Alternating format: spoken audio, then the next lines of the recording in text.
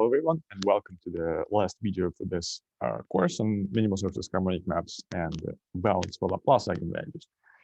So today I'm going to talk about the results that I mentioned at the end of the introduction videos, right? In the second video on higher eigenvalues on RP² and the two-dimensional sphere, right? So let me recall the results that we're going to prove, right? I'm not going to give the full proof, but I'm going to outline the main ideas.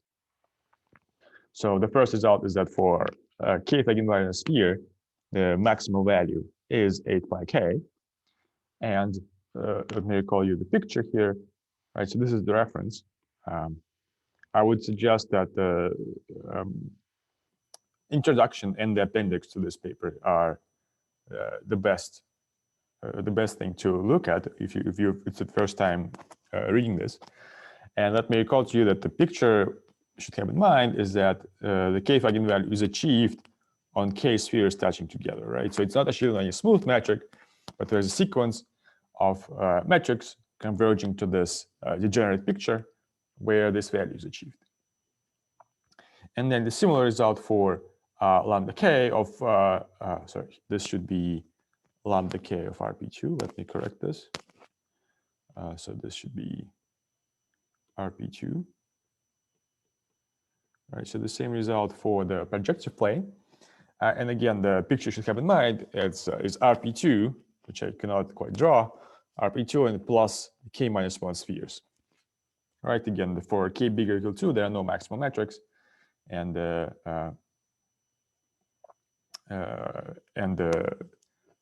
maximizing sequence converging to this degenerate picture. Right, so this is the reference for these results. I would say the introduction to this is generally a good review of results up to that date. Right, there are some new results that came out after that, but for majority of results that I've reviewed in the first two videos are also in the introduction to this paper. Okay, so what is the main idea? The idea is still to use the connection with harmonic maps and minimal surfaces, right? And so the point is that we know that all extremal metrics correspond to minimal surfaces, right? So for the first eigenvalue, we know, right? So let me remind you, for the first eigenvalue, we know that there always exists a metric which maximizes it, right? In particular, you always get the minimal surface from this, right? And then you can study this quantity big lambda 1 and sigma gamma using this minimal surface, right? So you can try to identify this minimal surface, you can try to compute its area, to compute this value. But as we've seen from the previous examples, for higher eigenvalues, it's not necessary that there exists such maximal metric. Right, and recall that the initial theorem of Petridis in the existence also didn't assert the existence of maximal metrics, right? It asserted that if you have this inequality, then you have a maximal metric, right? So let me recall to you why this inequality matters, right? So the idea is that you can always take genus gamma. So this is going to be my sigma gamma minus 1, and I can always add to it a tiny collapsing handle. And this will give you degenerating sequence of metrics on genus gamma surface, whose values of normalized eigenvalues converge to the surface of genus gamma minus 1. Right, so basically you can always achieve this value for surfaces of genus gamma. And the theorem says if you know that you can do better a priori, then this is the only thing that could go poorly, right? So if you know you can do better, then there's a smooth maximizer. Right, it turns out that the similar structure of the theorem holds for higher eigenvalues. So let me recall it to you, right? So for the first eigenvalue later, it was proved that this is always satisfied. So there's a similar condition for the higher eigenvalues, right? So we already discussed that you can always take, for example, sphere, right, glue another sphere to it, and get a candidate for the maximal metric. Right? In particular, in this particular example, right? So this lambda k is just k times lambda 1, right? So you can always achieve this k times lambda 1 for the sphere on the sequence of those degenerating metrics. And so the existence theorem for lambda k states exactly that, right? So you know you have those obvious generating sequences. And so the theorem tells you that if you know a priori that you can do better, then you have to have a smooth maximizer.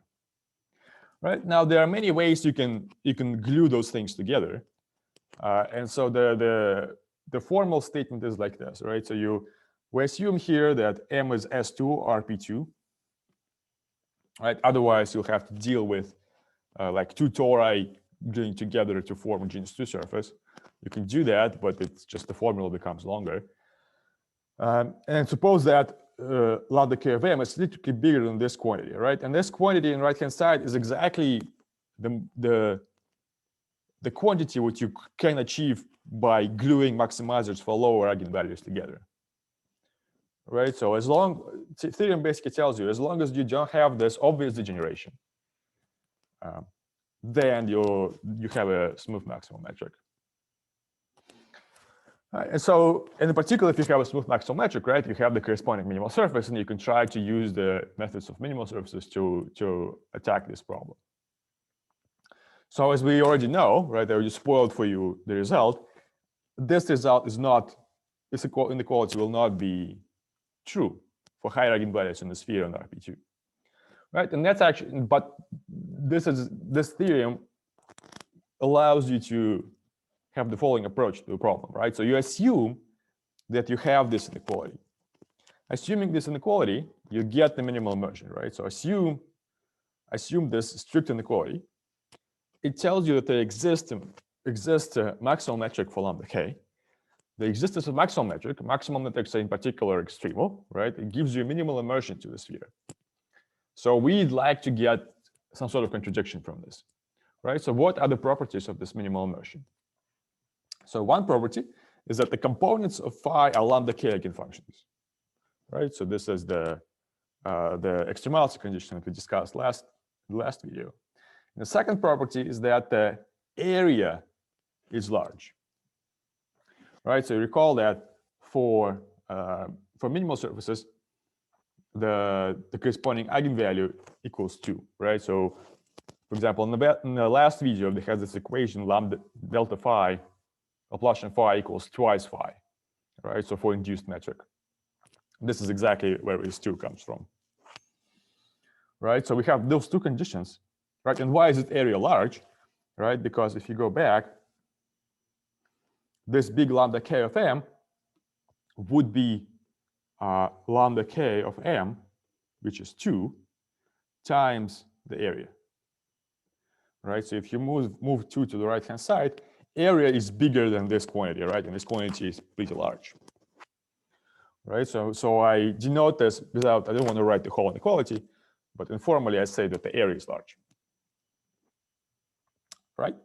Good. So now I claim that these two properties contradict one another, and the way you prove this is that you show that there exists inequality on this form, right? So k is bigger or equal than some function of area. And the idea is that if you prove this inequality for good enough function f, then you get a contradiction, right? So I don't want to write exact formulas because they don't really clarify much, but this is what you're looking for. You're looking for inequality that relates the index of this eigenvalue to the area of the minimal surface. In particular, if you recall, we called this k, the minimal such k, spectral index, right? And so this is essentially you're proving inequality relating spectral index and the area of a minimal surface.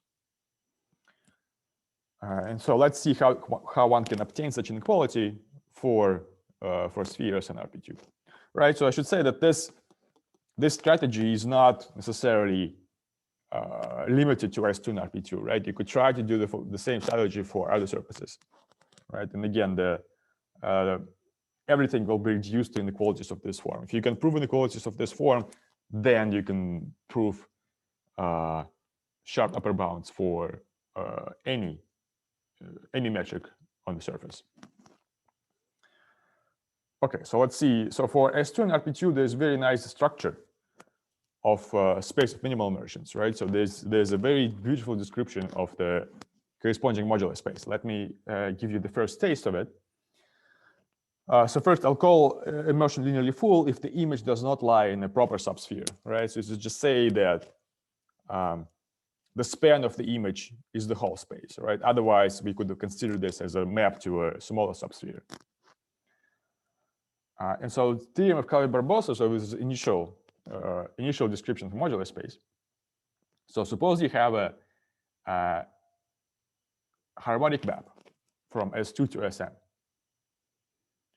Right, so note that from the last time, we know that minimal immersions are always harmonic, but not the other way around. The other way around, you need it to be conformal as well.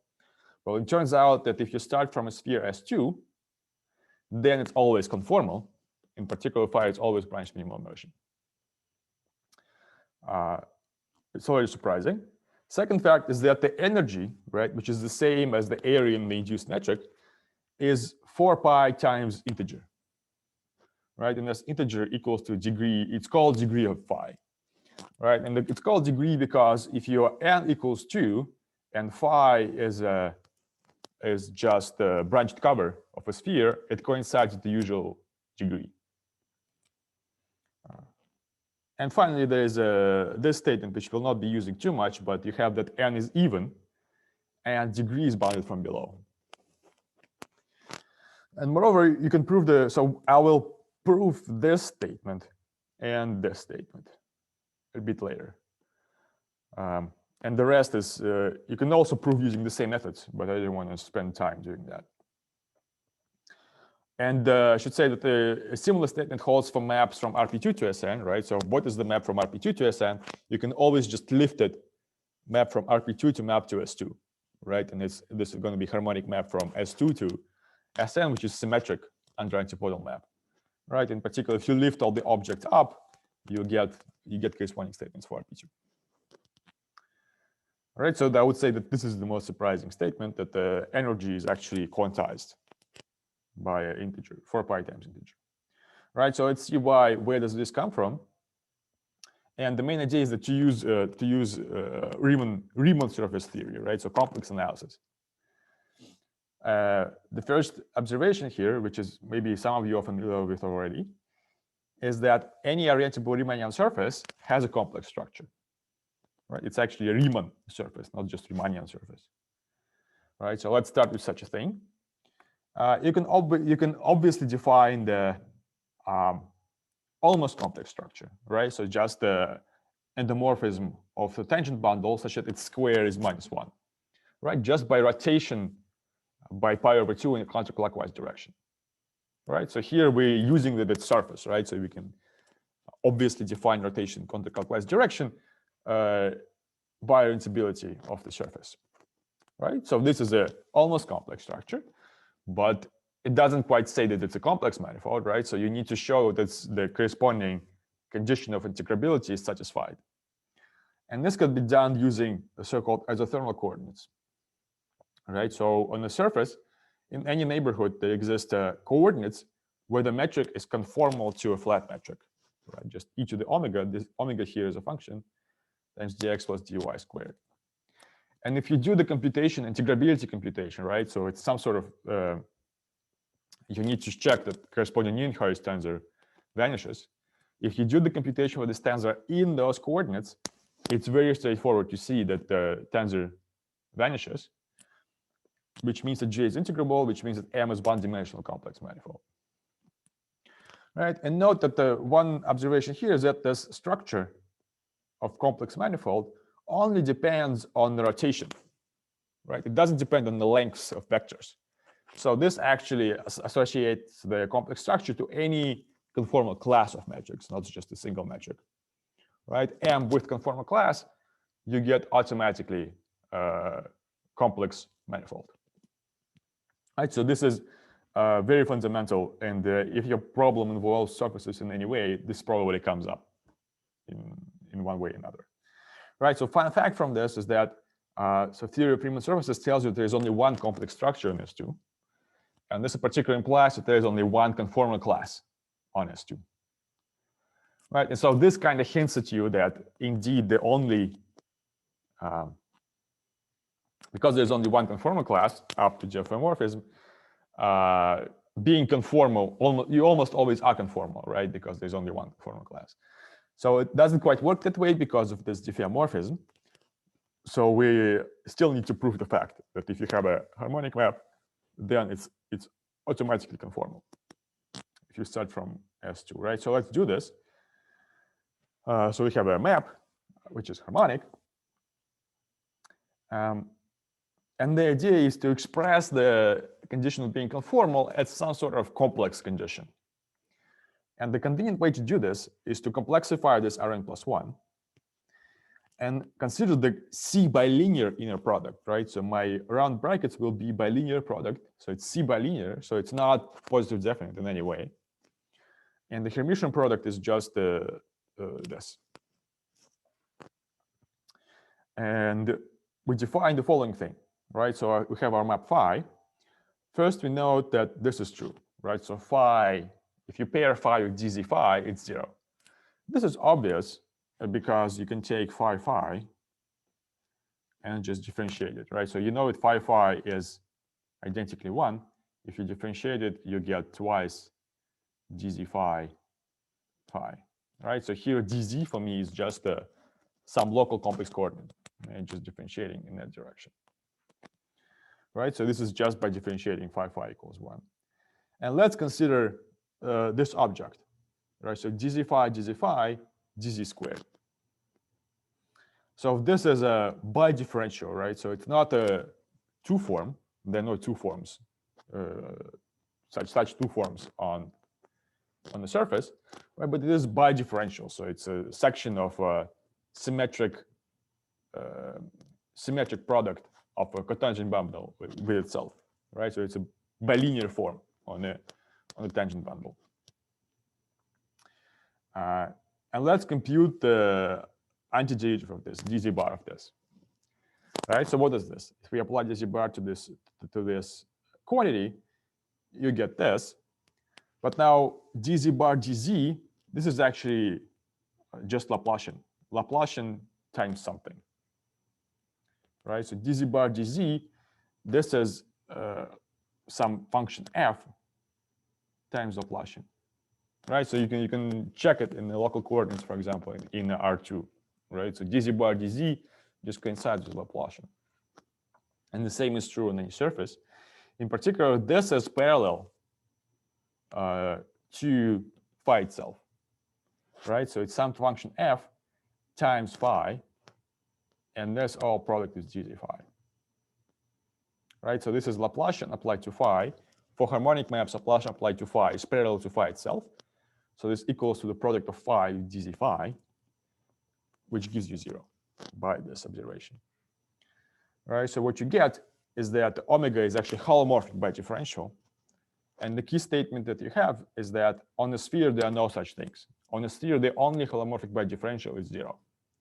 All right, so it's something that's very specific to the sphere and something which you proved in some class in algebraic geometry or Newman surfaces, for example, from Riemann-Roch theorem.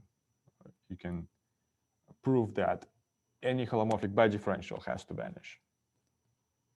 So it's implied that this omega is 0. In particular, it implies that this dz phi is 0. But let's compute it in local coordinates, right? So in local coordinates, dz phi is nothing but this, right? The dx dy is a orientable, positively oriented orthonormal basis, orthogonal basis, not necessarily orthonormal. And then you take the product, right? And you get this. And you know that that's 0. So this is just a straightforward computation. You can do it yourself. So what you get, if it's 0, then this term is 0. The real part is 0, and the imaginary part is 0. So this part and this part, right? So note that this is the off-diagonal term in the induced metric. And those two are diagonal terms in the induced metric, right? So it tells you that the diagonal terms are the same, and off-diagonal term vanishes. But that's exactly a conformality condition, right? So omega equals 0 is equivalent to phi being conformal. Right, and that's how you prove that phi is conformal. And so this is sort of hints at it's a tip of the iceberg for this description, and the full description is given by Twistor correspondence. All right, so let me, I will not be proving these statements. I'm going to just explain the results, but the proofs are actually not too hard. If you look at my paper of projective plane and you look at the appendix, not appendix, but the last section, there, the sort of the computations that are done there, very similar to what you should do to prove this Twistor correspondence, right? So it's very somehow classical. It's not complicated, just you need to untangle everything. Once you know the statements, the proofs kind of come naturally. So let me describe what Twistor correspondence is. So let's take R phi, and let's consider the span of all antiderivatives, right? So phi z bar, z bar, so twice derivative twice, etc., right? So those are z bars, derivatives applied several times. And let's take C span of this, right? So this is C span. This is some subspace of Cn plus 1. I'm implying this is actually an isotropic subspace. Right? So what does it mean that it's isotropic? It means that if you restrict this C bilinear form to this V of Z, this bilinear form is identically 0. Equivalently speaking, it says that it's isotropic if and only if it's orthogonal to its conjugate, to its convex conjugate. Orthogonal in the sense of the usual Hermitian product.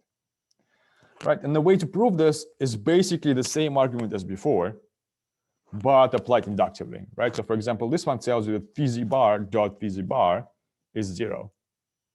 Right? But we just proved that phi z dot phi z is 0. So there, just take the bar of that and you get this, right? And then if you continue the same argument inductively, you get this. And that Vz is an isotropic subspace. Great. And so this is a lot of information. For example, this already tells you that this V of Z is not everything, which is not obvious from the beginning, right? And it's not obvious for other surfaces, right? We're starting from a sphere here. And this gives you the following decomposition, that Cn plus 1 equals this, right? So we know that V is orthogonal to V bar, right? So by this. But moreover, each of them is orthogonal to phi itself, to a span of phi, right? So this can be, again, you see the first part of this before when we proved that phi z dot,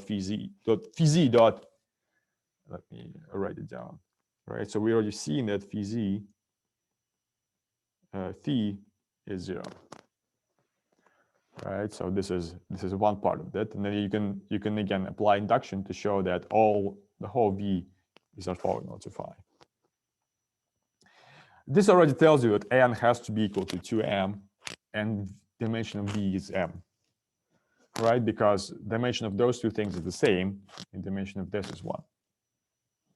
Right, so this gives you the proof of the other part of the Calabi-Barbosa theorem. All right, continuing. So basically, what you get, you associate to each point on the sphere this isotropic subspace, right, by setting Z to V. Let's look at the space of all n-dimensional isotropic subspaces, right? So this is some sort of Grassmannian type manifold, right? So it's a submanifold. It's a complex submanifold of a complex Grassmannian. And looking at this decomposition, you have a natural map to a sphere, right? So you have a natural map from this HM to a sphere, which sends V to the orthogonal complement of this V plus V bar, right? So I should say that here you need to fix an orientation, right? So this depends on the orientation on S2M, right? Because you get the line, no problem, but then you need to choose one of 2 points on that line, right? Either up or down. And so orientation on S2M gives you a canonical choice, which gives you a point on S2M. Right, so this is, and it turns out that this is actually Riemannian submersion, which means that the metric metric is preserved, right, under this. You can define a push forward of the metric from HM to S to M, and it turns out that this is actually the same metric as a metric, canonical metric on the sphere. And so you have this diagram, right? So you have a map from S2 to S to M, but at the same time, you have this map from HM to S to M.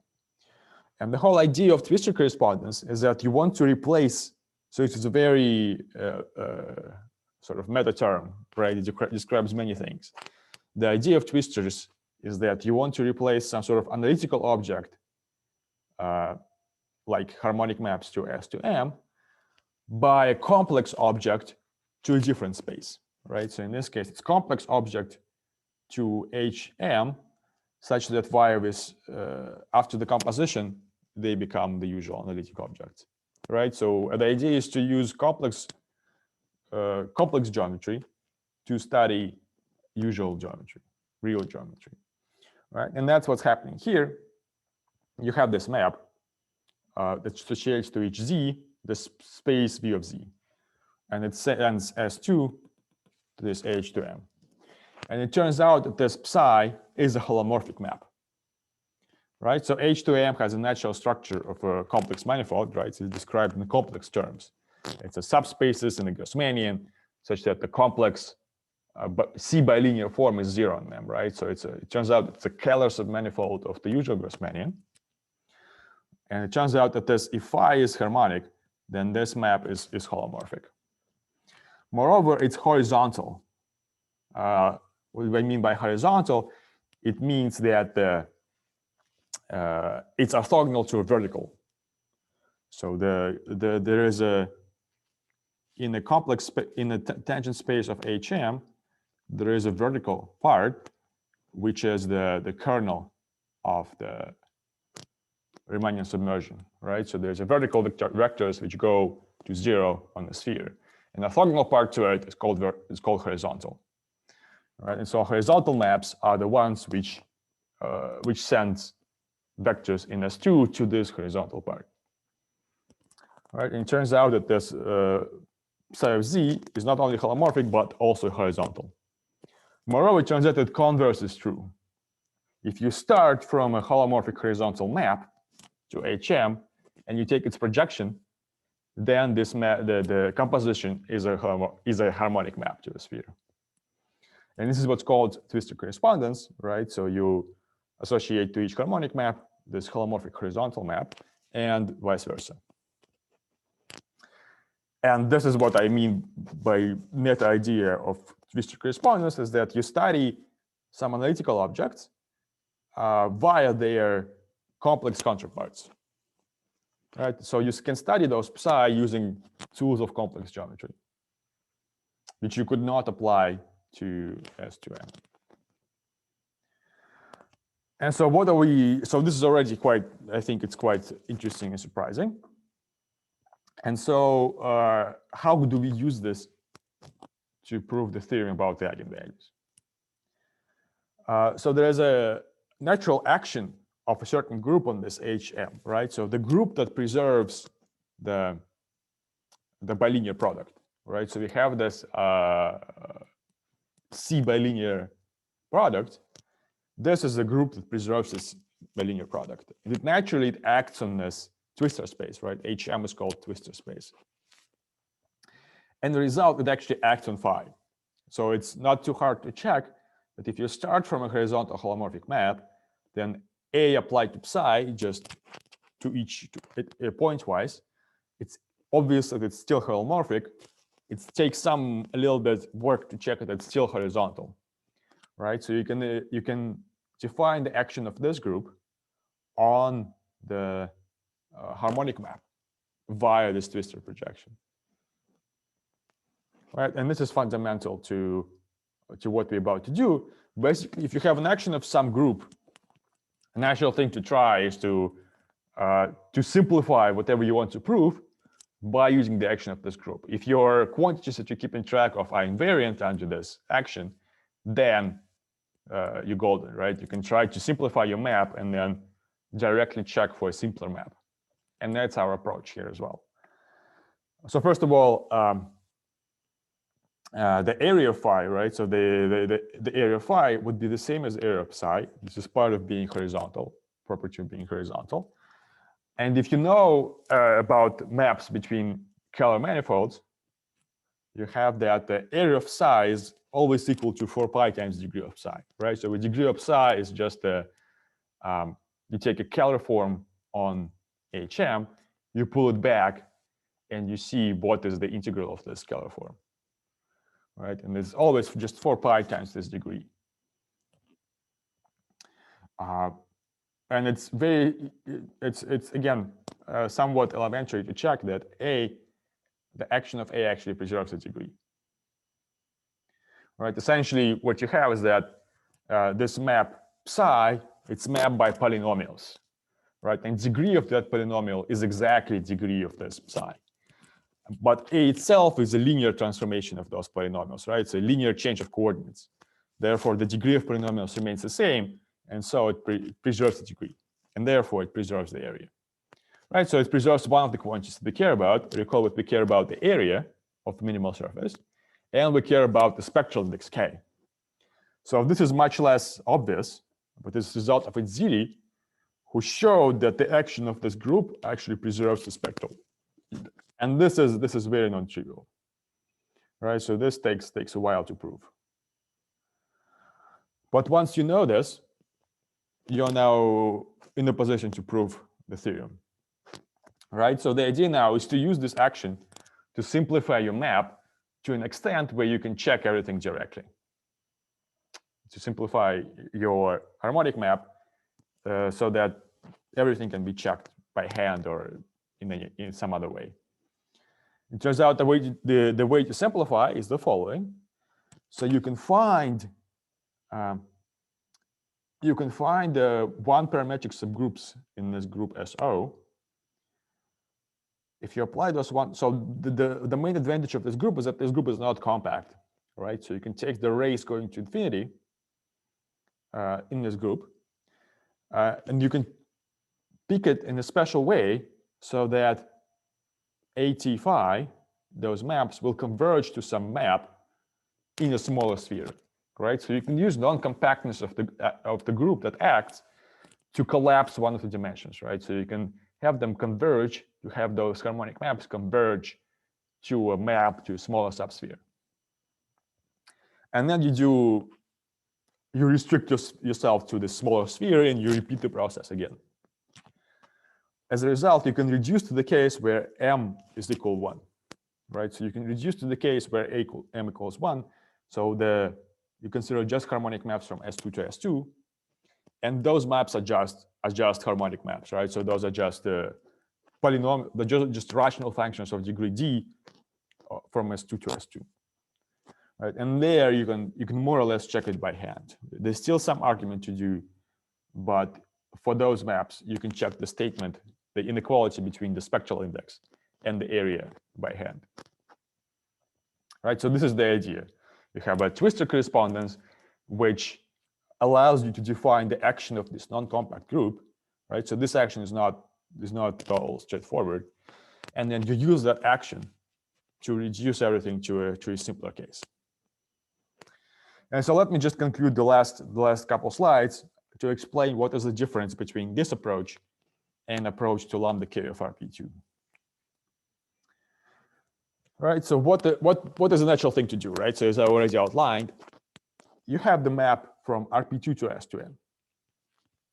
You can always consider its left, right? So you just put S2 here, you consider a composition like this, and this is phi, right? So you can always lift the map,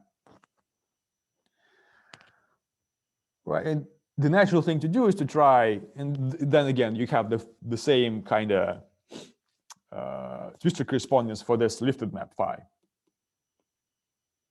Right, so recall, because we use complex coordinates in the description of Twistor correspondence, we cannot do it directly with RP2, right? Because we need orientation to define the complex structure.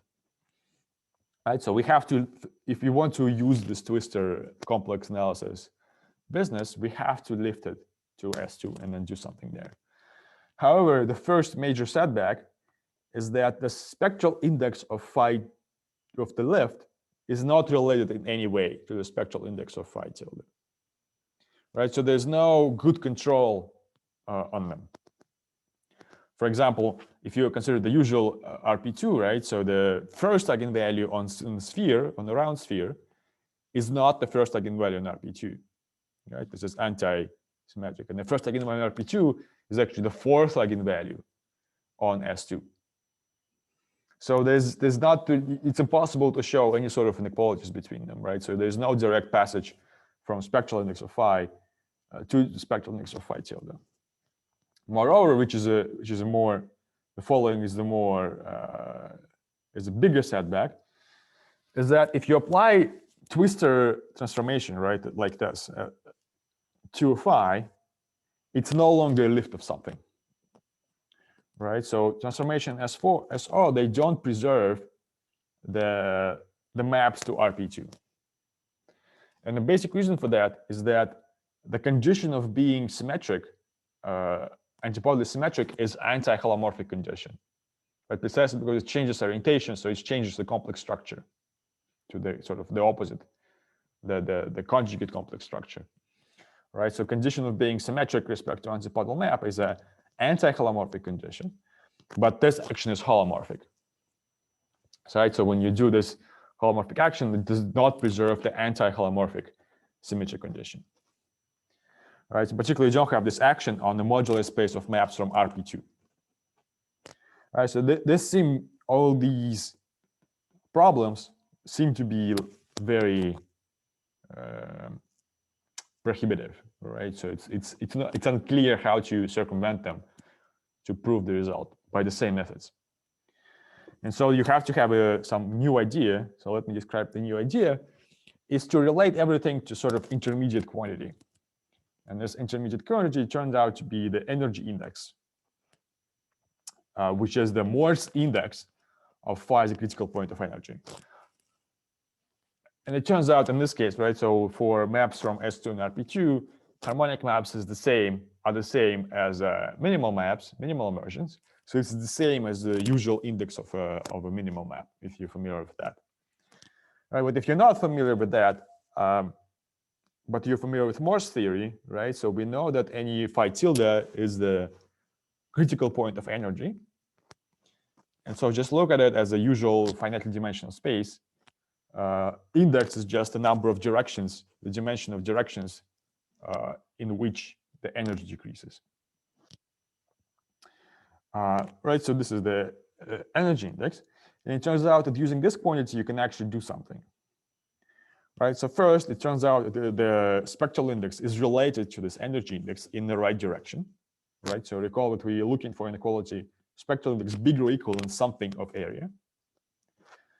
It turns out that this is you have this inequality in the right direction. Next, the energy index behaves well when you pass to the cover. Right, so you can show that the energy index just doubles or halves, right, depending on which direction you go. Right, so so this is somehow, again, this is a surprising property which only holds for a sphere and RP2, right? It doesn't necessarily hold for other surfaces. And again, the proof of this uses the Twistor correspondence. And finally, the main observation is that the energy index is also preserved by this action of SO. And the idea now, right, so let me start the proof. So what do? You start from the map. Again, so this is supposed to be a computation of lambda k of RP2. So you start from a map from RP2 to a sphere. You change the spectral index to the energy index. And now you change the energy index of the maps from RP2 to an energy index mapped to S2. Right, and it's good because now, and again, I forgot to put 2 in here, apologies.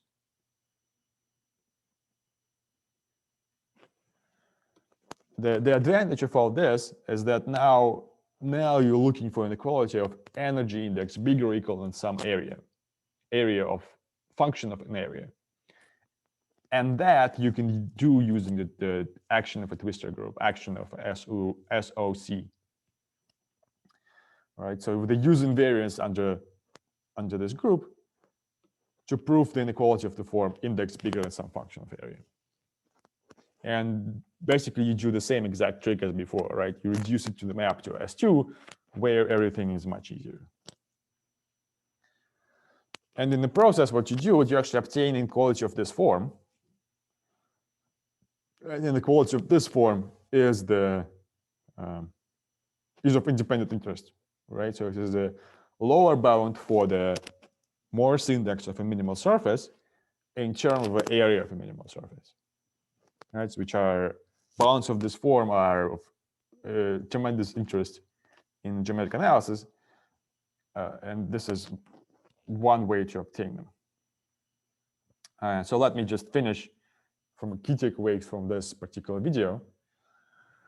Right, so complex geometry is very useful for any problem involving surfaces, right? So when you have a local complex structure, you get a lot of structure, and you have hope of using, for example, complex analytic methods and Twistor correspondence in some shape or form.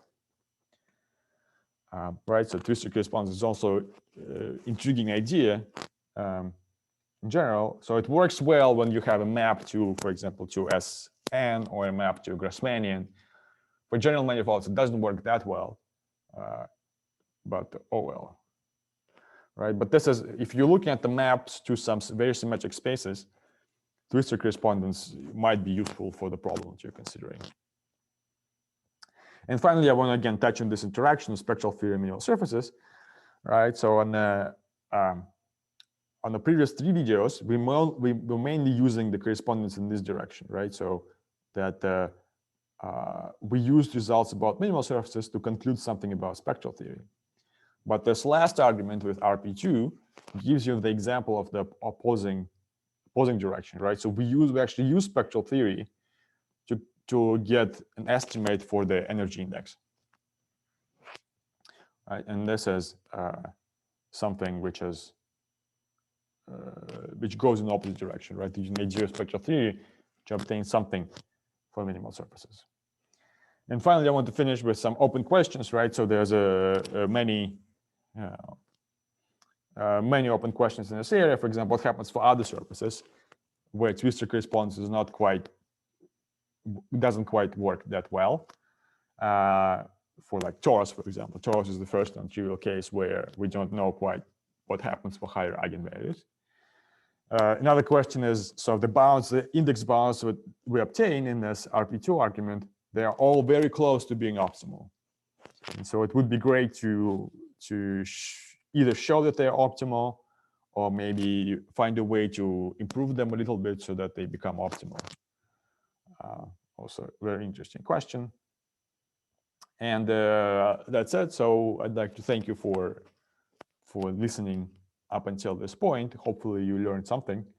And then if you have any questions, you're more than welcome to come to the Q&A session. I'll be happy to answer any questions you might have at this point.